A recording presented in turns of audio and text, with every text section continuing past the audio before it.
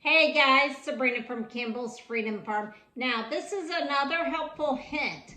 Now, when you buy some of your plants, such as your annual flowers or even some of your perennial foliage, it's good to prune them. We plant them in the containers to get their roots going, but on top, some of these are already flowering.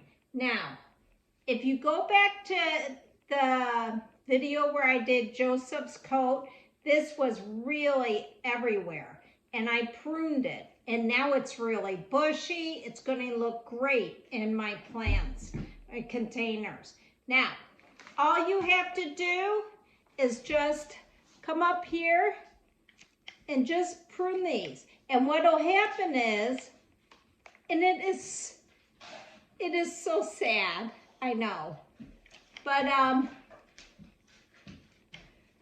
so what will happen is this is going to get very bushy, it's going to produce more flowers, and it's going to be healthier.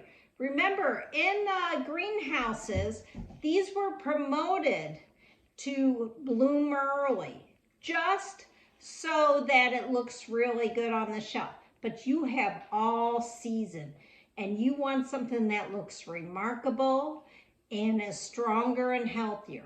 But this is another helpful hint. Remember, put it in your containers, 4 to 6 inches, so get some nice root growth as well. Check out that video.